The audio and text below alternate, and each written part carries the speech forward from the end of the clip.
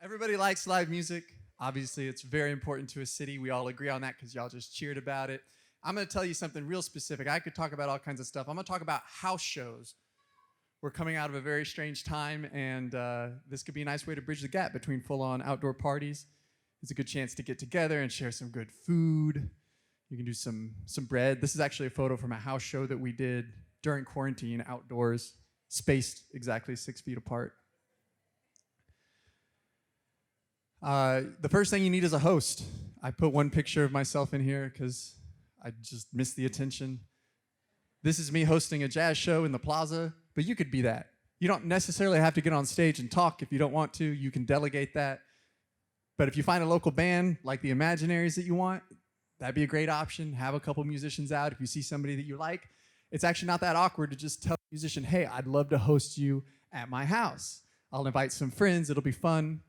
You just want to communicate about some things. You know, like artists usually want to get paid. You don't necessarily have to come out of pocket a lot. You can put a tip jar out. Another thing that's important to consider is sound and lights. So you'll probably want to talk to them. They should know what they need to do, but just say, hey, do you need like a little PA system? Do we have to rent that?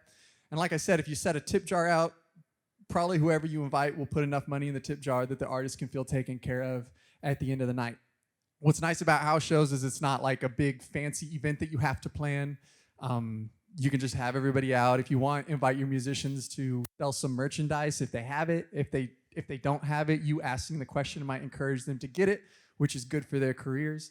And just more than anything, just communicate with them and talk to them about what they want.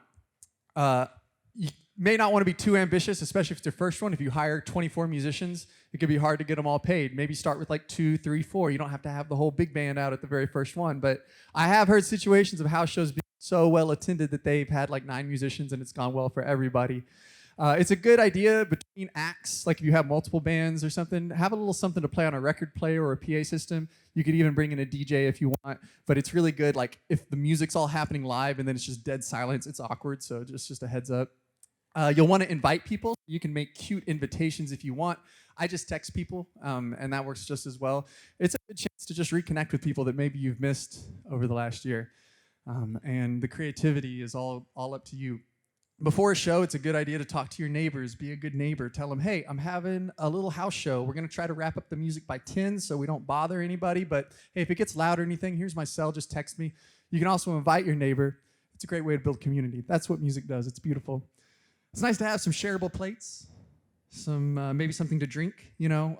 You don't have to go crazy. It shouldn't feel like an event to plan, but just have like maybe some, you can go get one of those trays at Homeland or whatever. Those are great. People love them.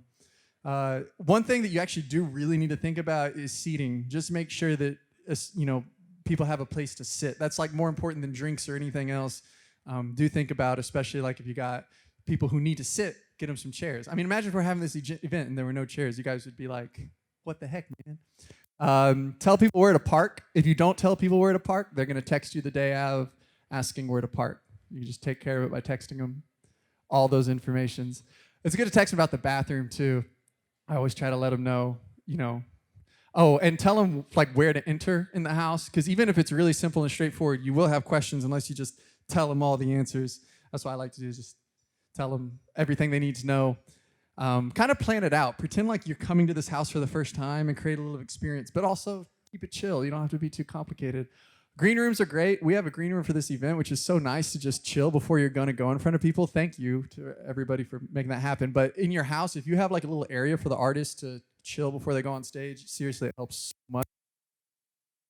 And if you, once you get everybody there and it's awesome, it's encouraging. It's good to encourage a certain vibe.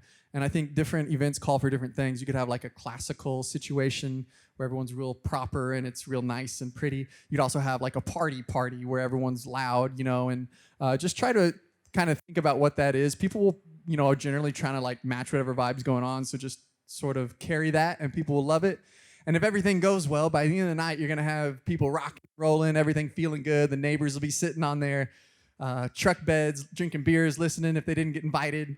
But hopefully everything's just super awesome and great. That's what everybody wants. And there's a big curtain call at the end, and everybody claps and claps because they're like, man, music's so great. I'm glad I did this at my house. Ladies and gentlemen, that's my presentation. That's the end of the first set. Make some noise like you're at a house show. Woo!